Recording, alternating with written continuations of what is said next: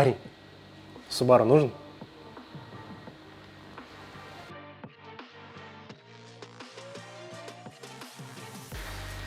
Приветствую на канале Quality Motors.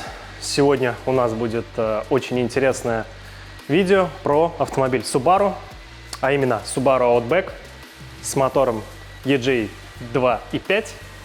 И мы сегодня расскажем про 3 мифа, которые ходят вокруг данного автомобиля.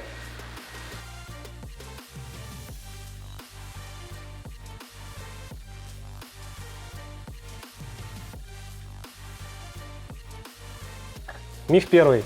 Ненадежность мотора Subaru. Именно в этом Outback стоит мотор 2.5 объемом.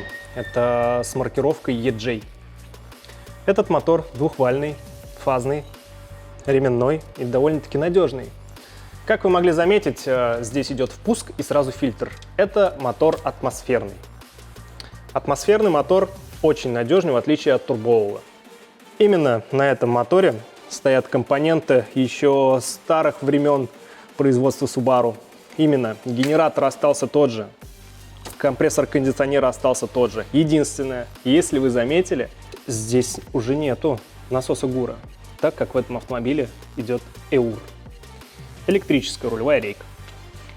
Многие утверждают, что мотор Subaru способен поглощать масло литрами, но я сразу развею этот миф, потому что это, во-первых, атмосферный мотор, и он практически не ест масло. А на турбовом моторе жор масла происходит из-за неисправности турбокомпрессора.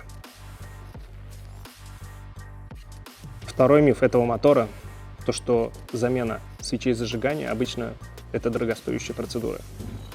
Но вы, как видите, здесь на моторах именно этого поколения, а именно двухвальных, катушки расположены выше.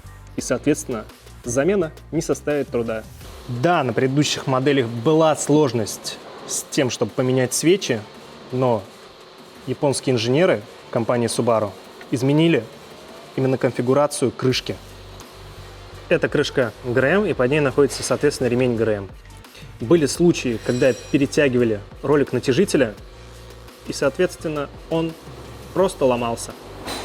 И это приводило к поломке мотора.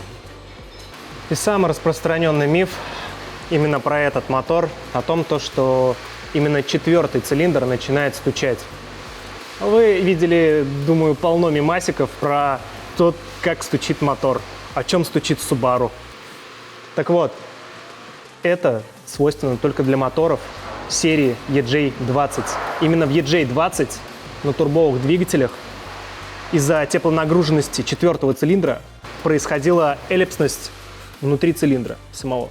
И поршень уже начинал ходить, издавая характерный стук. А теперь давайте поднесем ухо и послушаем, как стучит Subaru. Просто песня.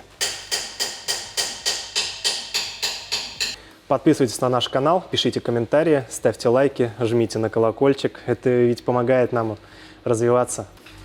У нас еще очень много тем, которые мы вам хотим рассказать.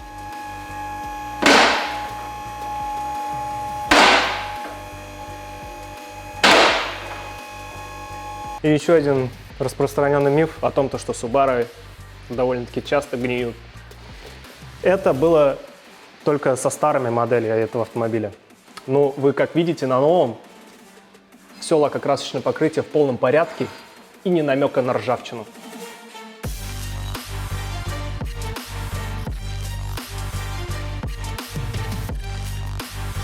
И третий миф – это у нас вариатор. На данном автомобиле стоит вариатор 6-ступенчатый, и, как правило, с ним не возникает ни единой проблемы.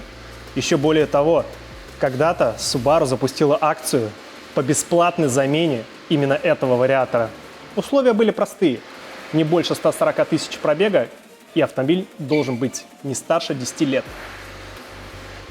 Этот вариатор довольно-таки надежный, и ему не страшны наши морозы. Все дело в том, что многие автолюбители любят нажать на газ, а это категорически запрещает эксплуатация самого вариатора. Это может привести к поломке гидротрансформатора и также цепи самого вариатора.